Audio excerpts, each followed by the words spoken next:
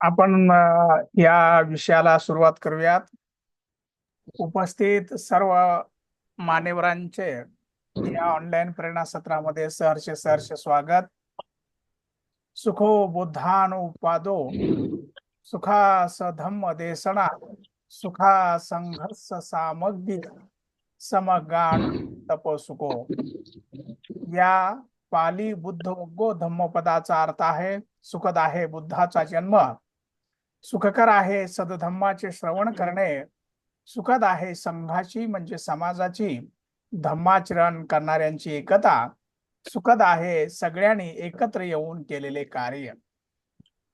समस्त मानव प्राणी व निसर्गाच्या कल्याणासाठी ज्यांनी दुःख मुक्तीचा आदर्श मार्ग सांगितला ते आपल्या सर्वांचे मार्गदाते तथागत भगवान बुद्ध व 20व्या शतकातील आधुनिक Buddha, Samata Sainik Dal, people's education society, the Buddhist society of India, Republican Party of India या मातृसंस्थांचे संस्थापक, बहिष्कृत भारत, मूकनायक, जनता, प्रबुद्ध भारत या वृत्तपत्राचे जनक, 1956 नंतरच्या धर्मांतरित बौद्धांचे धम्मगुरू, आधुनिक भारताचे निर्माते, भारतीय संविधानाचे शिल्पकार, भारतरत्न परमपूज्य डॉक्टर बाबासाहेब आंबेडकर यांच्या स्मृतीस विचारास मी प्रथम त्रिवार अभिवादन करतो.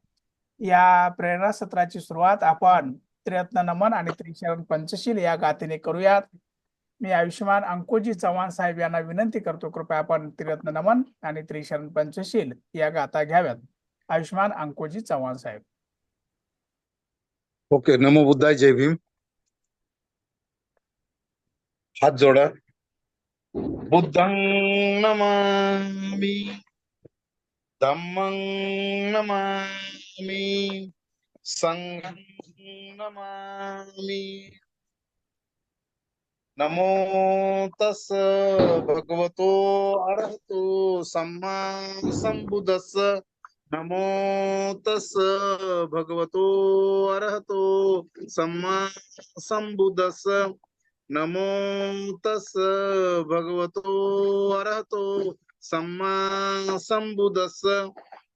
बुद्धं शरणं गच्छामि, धम्मं शरणं गच्छामि, संघं शरणं गच्छामि, द्वितीयंपि बुद्धं शरणं गच्छामि, द्वितीयंपि धम्मं शरणं गच्छामि, द्वितीयंपि संघं शरणं गच्छामि, तृतीयंपि बुद्धं शरणं गच्छामि, तृतीयंपि धम्मं शरणं गच्छामि, तृतीयंपि संघं शरणं गच्छामि. पानातिपाता वेरमणि सिक्खापदं समादियामि. अदिन्नदाना वेरमणि सिक्खापदं समादियामि. कामे सुमिच्छाचारा वेरमणि सिक्खापदं समादियामि. मुसावादा वेरमणि सिक्खापदं समादियामि. सुरामेरयमज्जपमादठाना वेरमणि सिक्खापदं समादियामि. साधु साधु साधु. बुद्धं नमामि, धम्मं नमामि, संघं नमामि. खूप खूप धन्यवाद आयुष्यमान अंकोजी चव्हाण साहेब. आपण अगदी सुमधुर आवाजामध्ये त्रिरत्न नमन आणि त्रिशरण पंचशील या गाथा घेऊन धम्ममय वातावरण निर्माण केला, त्याबद्दल आपल्याला साधुवाद. Buddhist seminary, Buddhist training and conference centre, धम्म प्रचार यंत्रणा निर्मिती, ऑनलाईन प्रेरणा सत्र 18, आठवडा 16वा.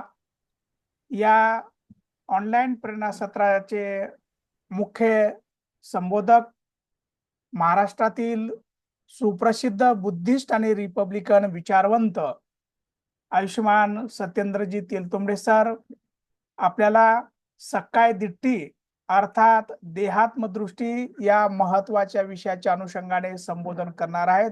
मी आदरणीय सरांना विनंती करतो की सर आपण या विषयाच्या अनुषंगाने आम्हाला संबोधन करावं ही विनंती.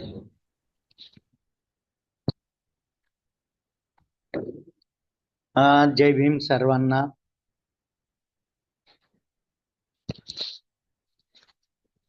बडगे साहेब धन्यवाद. आज सगळीकडे कोलाहल गडबड धिंगाणा चालू असताना आपण शांततेच्या वातावरणाकडे लक्ष देत आहात आणि ऑनलाईन शिबिरामध्ये सहभागी झालेले सर्व धम्म बांधव भगिनी, आज आत्ताच बडगे साहेबांनी सांगितलं की सक्काय दिठ्ठी आपण रतन सुत्ताचा हा भाग पाहत आहोत, कारण हे संकल्पना स्पष्ट झाली तर अन्य संकल्पना खूप चांगल्या स्पष्ट होतील.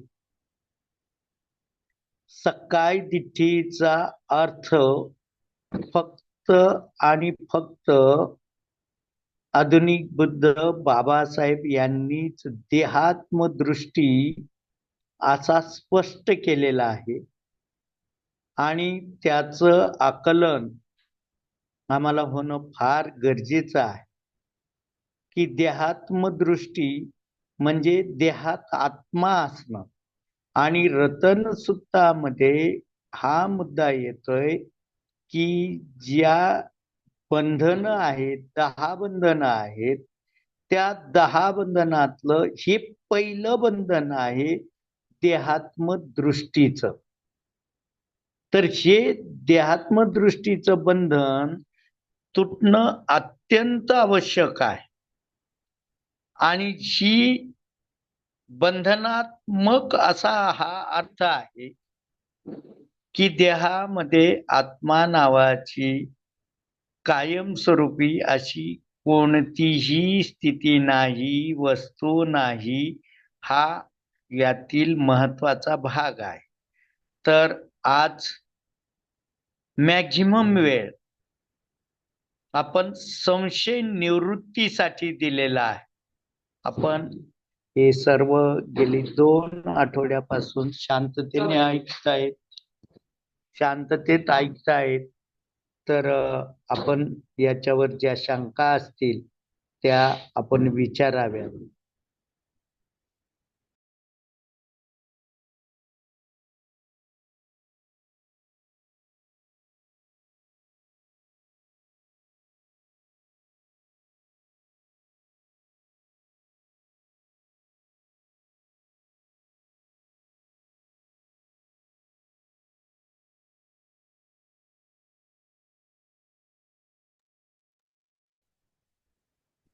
जर शंका नसतील तर पुढचा जो भाग आहे विचिकिच्छा, याकडे आपण वळूया. रतन सुत्तामधल्या या 13व्या गाथेत, पारंपरिक 10व्या गाथेमध्ये विचिकिच्छा म्हणजे शंका, कुशंका, संशय. आणि हा संशय कशावर आहे तर हा संशय की खरंच बुद्ध होऊन गेले का, बुद्धत्व प्राप्ती होते का, बुद्धत्व प्राप्ती हे आमचं जीवन साफल्य असू शकतं का, हाच मार्ग बुद्धत्व प्राप्तीचा आहे का, आणि खरंच बुद्धत्व प्राप्तीसाठी झगडणारे लोक आहेत का, संघ आहे का, आणि त्यामुळे आम्हाला सगळीकडं जाता येईल का, आमचं त्यात कल्याण होईल का, अशा शंका कुशंका असणं दोन गोष्टी आहेत. एक रास्त शंका असतात आणि दुसऱ्या कुशंका असतात. कुशंका काढणारी जी माणसं असतात ती प्रामुख्याने बुद्धिझमची विरोधक असतात किंवा बुद्धिझम नीट न समजलेली माणसं असतात. यांच्याकडून या कुशंका निघतात. शंका ज्या असतात त्या शंकेमध्ये अज्ञानाचा भाग असतो. या ठिकाणी ही गोष्ट अत्यंत गरजेची आहे की बाबासाहेबांनी ज्या वेळेला बौद्ध दीक्षा घ्यायची ठरवली त्यावेळेला महास्थवीर चंद्रमणी यांच्याकडं अगोदरच्या दिवशी चर्चा करताना बाबासाहेबांनी संघं शरणं गच्छामि म्हणायला नकार दिला होता.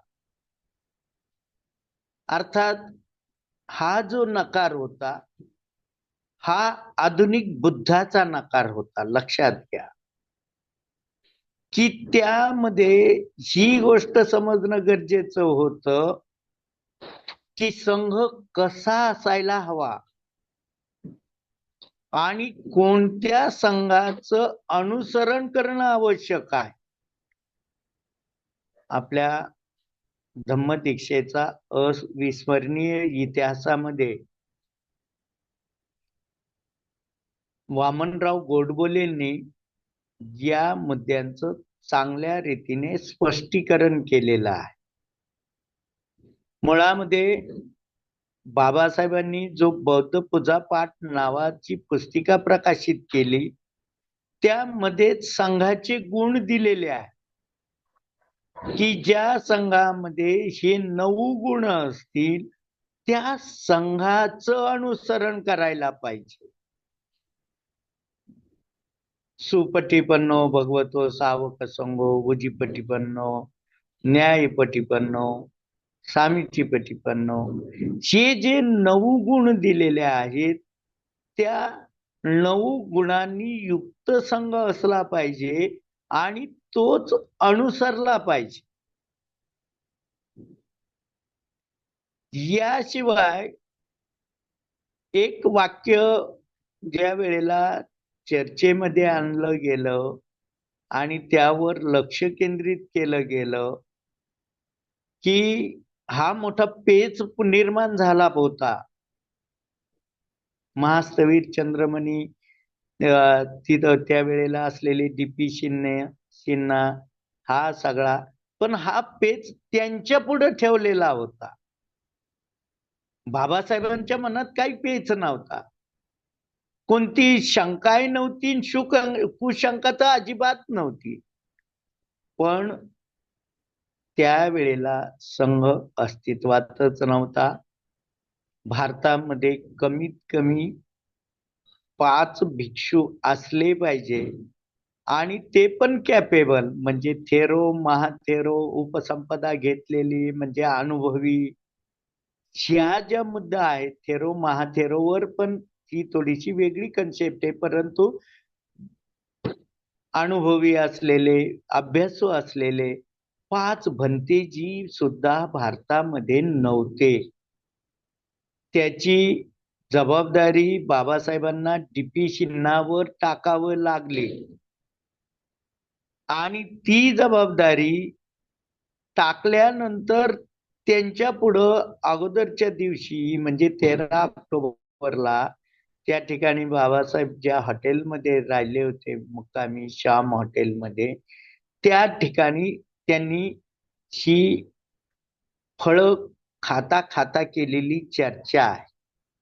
या चर्चेच्या वेळेला तर ज्या वेळेला बाबासाहेब म्हटले की संघं शरणं गच्छामि मी म्हणू का म्हणू हा प्रश्न उपस्थित केला त्यावेळेला त्या ठिकाणी चाललेलं चहापानाचा कार्यक्रम सुद्धा थांबला. इतकं गंभीर वातावरण तयार झालं आणि नंतर त्यावर स्पष्टीकरण असं निघालं. नव्हे ते पहिलंच होतं, पण त्यावर जोर देणं गरजेचं होतं की येच सांगा अतीताचं, येच सांगा अनागता पचुपन्नाचे सांगा मंदानी संपदा. म्हणजे संघ जो आहे तो भूतकाळातीलही असेल, वर्तमान काळात तर अस्तित्वातच नव्हता भारतात. मग भविष्य काळात निर्माण करायचा आहे, तो नवगुणांनी युक्त करायचा आहे. आणि या संदर्भात आमची कोणतीही शंका असू नये, बुद्धत्वाविषयी असू नये, धम्माच्या म्हणजे मार्गाविषयी असू नये, आणि एकत्रितरित्या त्यावर प्रयत्न करणारा जो संघ आहे त्या संघासंदर्भात असू नये, हा या विचिकित्सेचा मूलभूत आणि महत्वाचा अर्थ आहे. तर या ठिकाणी मी थांबतो. आपल्याही या संदर्भात काही संशय असला, काही मुद्दे असले तर आपण ते शेअरिंग करू. आपल्या सर्वांना या ठिकाणी साधुवाद देऊन आपल्या बुद्ध धम्म संघातील आपल्या श्रद्धेला, बुद्धत्वाच्या बीजाला वंदन करून थांबतो. जय भीम, नमो बुद्धाय.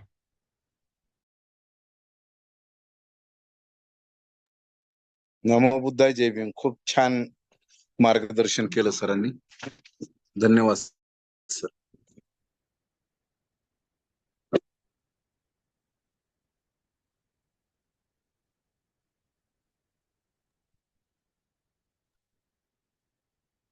आपल्याकडे जवळजवळ 15 मिनिटाचा वेळ आहे आणखी सर. बर बर. ओके, चला मग संशय नाही का कोणाला? पुढचा मुद्दा घ्यायचा का आपल्याला? हो सर, चालेल चालेल. हा घ्या सर, घ्या. हा, मग पुढचा मुद्दा देहात्म दृष्टीचं आम्हाला क्लिअर झाल्यावर या संदर्भातल्या या बुद्ध धम्म संघावर आमची कोणतीही शंका राहू नये. आमचं अज्ञान राहू शकतं, परंतु शंका राहायचं काही कारण नाही. पुढचा जो मुद्दा आहे तो शील व्रत परमार्शाचा आहे. हा तर खरा कर्मकांडाचा मुद्दा आहे. हाच खरा सम्यक दृष्टीकडे नेणारा मुद्दा आहे की बाबासाहेबांनी धम्मचक्र प्रवर्तनाचं जे आपल्या बुद्ध आणि त्यांच्या धम्मामध्ये वर्णन केलेलं आहे त्यामध्ये सम्यक दृष्टीचा आलेला आहे. सम्यक दृष्टीचे स्वतंत्र 2 टॉपिक पण बाबासाहेबांनी केलेले आहे. आणि याच्यामध्ये की प्रार्थना करणं, काहीतरी मागणी करणं, उपासना करणं, काहीतरी भौतिक लाभ मिळवणं, या गोष्टींनी ज्या बाबी केल्या जातात किंवा मरणानंतर काहीतरी प्राप्त करणं, त्याला कर्मकांड म्हटलेलं आहे. अगदी बौद्ध धम्मातही आता कर्मकांडाने स्तोम माजवलं आहे की नाही या वेळेला हाच उपास धरला पाहिजे, अगरबत्ती लावलीच पाहिजे, उदबत्ती हे अगोदर लावलं पाहिजे, ते नंतर लावलं पाहिजे. याच्यामध्ये कोणतीही प्रज्ञा नसते, फक्त कोणीतरी सांगितलं म्हणून ह्या गोष्टी केल्या जातात. त्याला जी शीलवत परमार्श म्हटलंय, म्हणजेच कर्मकांड म्हटलेलं आहे.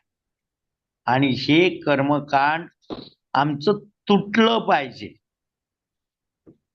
या 3 गोष्टी म्हणजे देहात्मदृष्टी, शंका कुशंका आणि कर्मकांड, या 3 गोष्टीची बंधनं तुटली की व्यक्ती हा श्रोतापन्न झाला.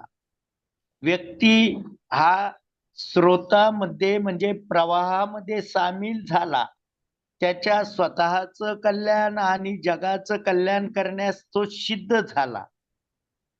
आणि या गाथेतला पुढचा जो भाग आहे की हे ओळखायचं कसं, फार मोठा मुद्दा आहे.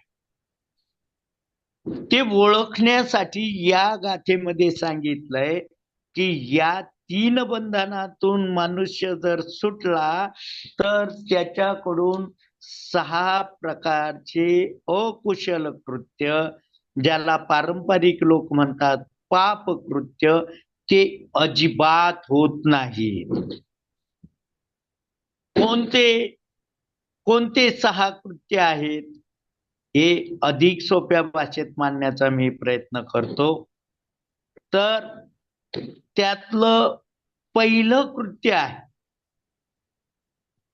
की मातेची हत्या त्याच्यापासून घडत नाही, पित्याची हत्या त्याच्या हातून घडत नाही, आणि त्याला जो शिकवतोय, जो उपाध्याय असतो, जो श्रमण शब्द आहे, त्यांची हत्या त्या व्यक्तीकडून घडत नाही. या माता, पिता आणि उपाध्यायाला कोणताही अपाय त्याच्याकडून घडत नाही. ही 3 लक्षणं आणि अजून 3 जे सांगितले ते म्हणजे बुद्धाला तो नष्ट करायचा प्रयत्न करत नाही. बुद्धाला तो चांगल्या पद्धतीने समजून घेतो, बुद्धत्वाच्या विरोधात कोणतंच काम करत नाही. 5वी जी गोष्ट आहे ती म्हणजे धम्म. बाबासाहेबांनी तर आम्हाला इतकं म्हणजे त्याला माझ्याकडे शब्दच नाही की धम्म समजून घेण्यासाठी बाबासाहेबांनी धम्म, अधम्म आणि सद्धम्म अगदी क्लिअर रेषा, क्लिअर मापदंड, क्लिअर पॅरामीटर आम्हाला करून दिलाय की त्यामध्ये तो अधम्माकडे अजिबात जात नाही. श्रोतापन्न व्यक्ती अधम्माकडे अजिबात जात नाही. आणि शेवटचं जे आहे की तो संघामध्ये फूट पडेल अशी कोणतंही कृत्य काया वाचा मनाने करत नाही. या 6 गोष्टी त्याच्या हातून घडत नाही. कोणाच्या हातून घडत नाही? श्रोतापन्न व्यक्तीच्या हातून घडत नाही. श्रोतापन्न व्यक्ती कोणाला म्हणायचं? तर ज्याने देहात्मदृष्टीचं बंधन तोडलं, ज्याचे बुद्ध धम्म संघ या त्रिरत्नावर कोणतीही शंका कुशंका राहिली नाही. त्याच्यानंतर जे शीलव्रत परमार्श म्हणजे बुद्ध धम्माचं मूळ केंद्रबिंदू व्यक्ती आहे आणि त्याचं मन आहे. कर्मकांडात अजिबात गुतायचं नाही. ही 3 बंधनं तुटली की या 6 गोष्टी त्याच्या हातून घडत नाही. पुन्हा एकदा रिपीट करतो की माता, पिता आणि मार्गदर्शन करणारा श्रमण उपाध्याय जे असतील त्यांना त्यांची हत्या, त्यांना त्रास होईल असं कृत्य त्याच्या हातून घडत नाही. आणि बुद्ध धम्म संघ यांच्याही विरुद्ध आणि विसंगत कृत्य त्यांच्याकडून घडत नाही. म्हणजेच बाबासाहेबांनी 22व्या आपल्या बौद्ध जनाच्या 22 प्रतिज्ञेमध्ये जी प्रतिज्ञा दिलेली आहे, 7वी प्रतिज्ञा की मी बौद्ध धर्माच्या विरुद्ध आणि विसंगत कोणतेही कार्य करणार नाही. खरं तर या बौद्ध जनांच्या प्रतिज्ञा पालन करणं म्हणजे सरळ बाबासाहेबांनी आम्हाला श्रोतापन्न केलेलं आहे. त्याची उकल स्पष्टता झाली की आम्ही श्रोतापन्न झालो. तर इथं या गोष्टी आहेत. तर या ठिकाणी हे मी थांबवतो आणि आता रतन सुत्ता मधला मला म्हणजे आवश्यक वाटलेला जो भाग आहे त्यावरचं सत्रही आपण इथून पुढे थांबू. आपल्याला जी संशय असेल ते आपण ग्रुपवर विचारा.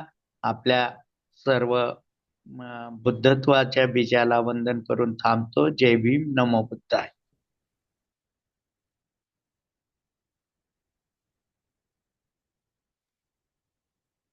खूप खूप धन्यवाद सर. आपण अगदी सोप्या भाषेमध्ये सर्वांना समजेल आणि आचरणासाठी सोपा होईल अशा पद्धतीने एकदम संबोधन केलं आहात. या अनुषंगाने कोणाला काही शंका असतील, आपल्याकडे 7 मिनिटाचा वेळ बाकी आहे, विचारू शकता. नाहीतर आपण या विषयाच्या अनुषंगाने आपण मग इथे शरणते गाथा घेऊन आपण थांबू शकतो. कोणाला प्रश्न असतील, शंका असतील तर विचारू शकता.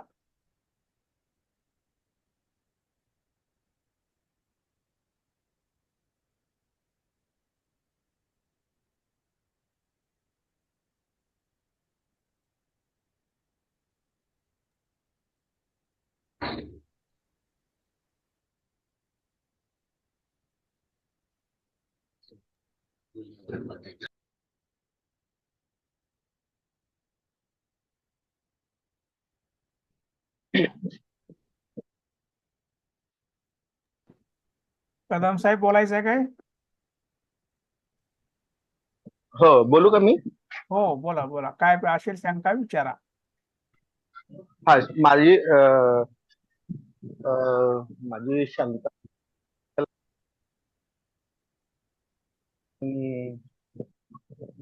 बर, जे काय असेल ते मला असं वाटतंय की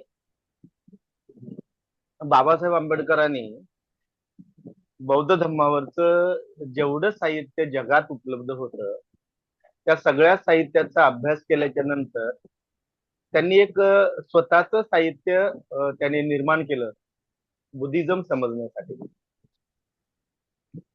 मग जे जगात जे साहित्य उपलब्ध होतं त्याच्यामध्ये स्कंद होते, सुत्त होते, मज्जिम निकाय सारखे ग्रंथ होते, त्रिपिटक आहे. हा, तर या सगळ्याचा अभ्यास करून जर बाबासाहेब आंबेडकरांनी स्वतःचे ग्रंथ संपदा बुद्धिझम समजण्यासाठी जर का केली असेल तर मग आपण त्याच ग्रंथावरती आपलं चिंतन मनन आपण का करत नाही, हा माझा प्रश्न आहे.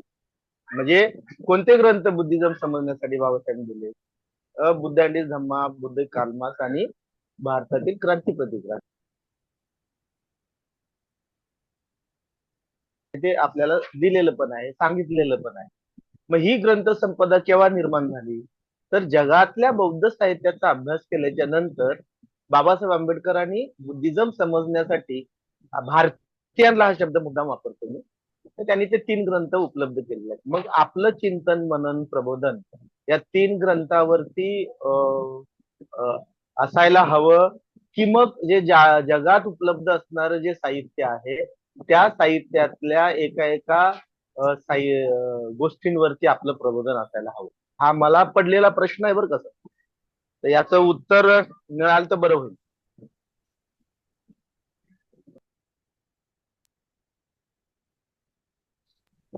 धन्यवाद. जय हिंद. रतन सुत्त कुठून घेतला असं तुम्हाला वाटतं राजभाऊ? नाही, ते कुठून घेतलं आणि कुठून आलं याच्याशी मला माझं म्हणणं ते नाही आहे. ऑलरेडी जे जगात उपलब्ध असणाऱ्या साहित्यातूनच कुठल्या तरी ते आलेलं असणार.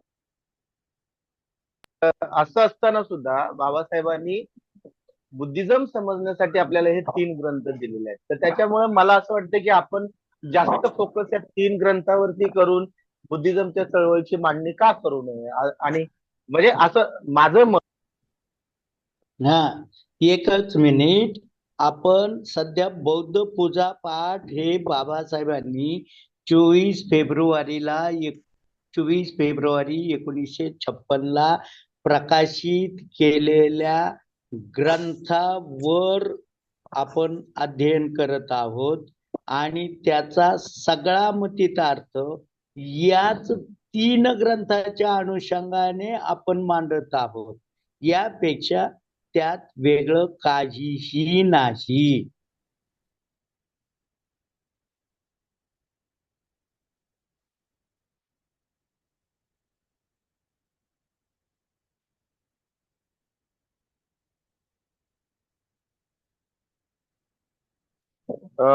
सॉरी सर, हे जे आपण आता जे रतनसुत्तावरती बोललो, तर ते रतनसुत्त या 3 ग्रंथापैकी कोणत्या ग्रंथामध्ये आहे? बौद्ध पूजा पाठ मध्ये आहे. मी ग्रंथ विचारलं सर. बौद्ध पूजा पाठ ग्रंथ नाही का? नाही. ते एक मिनिट मला हे सांगा, बौद्ध पूजा पाठ बाबासाहेबांनी प्रकाशित केलं, त्याची प्रस्तावना आहे का? ते आम्हाला प्रचारक म्हणून, विधिकर्ता म्हणून ते घ्यायचं का नाकारायचं? बोलूया का याच्यावरती? नाही, एकाच शब्दात, कारण आपल्याकडे वेळ कमी आहे. फक्त घ्यायचं का नाकारायचं एवढंच सांगा, हो किंवा नाही. हे याचं उत्तर संमिश्र आहे आणि म्हणून याच्यावरती बोलावं लागेल. कोणाला वाटेल घ्यायचं आहे, तर कोणाला नाही असंही वाटेल. त्याच्यामुळे हे घ्यायचं का, ज्यांना वाटतंय ते का घ्यायचं आहे आणि ज्यांना नाही वाटतंय ते का नाही, अशी याची दोन्ही पण बाजू आहे. आपण हे समजून घेतलं पाहिजे. तर त्याच्यामुळे ह्याच्यावरती आपल्याला वेळ द्यावा लागेल. तर त्याच्यामुळे मला वाटतं आता आपला टाइम संपत आलेला आहे. तर बडगे सर, ह्या झूम मध्ये वेळेचा खूप हे आहे, प्रॉब्लेम आहे. तर गुगल मीटला आपली मीटिंग करता आली तर बरं होईल.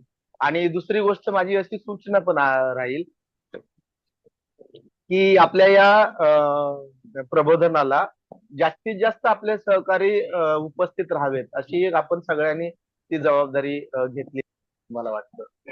सर, हा बोला सर. आपण या प्रेरणा सत्रासाठी अगोदर ते ऑनलाईन फॉर्म मागवलेले आहेत आणि सिलेक्टेड लोकांनाच यामध्ये प्रवेश दिलेला आहे, जनरल लोकांना प्रवेश नाही. कारण बुद्धिस्ट सेमिनरी मध्ये आपण प्रचारक घडवत आहोत. ते प्रचारक रीतसर समोर आले पाहिजे. पहिला टप्पा, दुसरा टप्पा, तिसरा टप्पा आणि चौथा टप्पा अशी या बुद्धिस्ट सेमिनरीची प्रचार यंत्रणा आहे. तर प्रथम सत्रामध्ये असणाऱ्या लोकांनाच आपण इथे हे करतो आहोत, जनरल लोकांसाठी नाहीये. जनरल लोकांसाठी आपण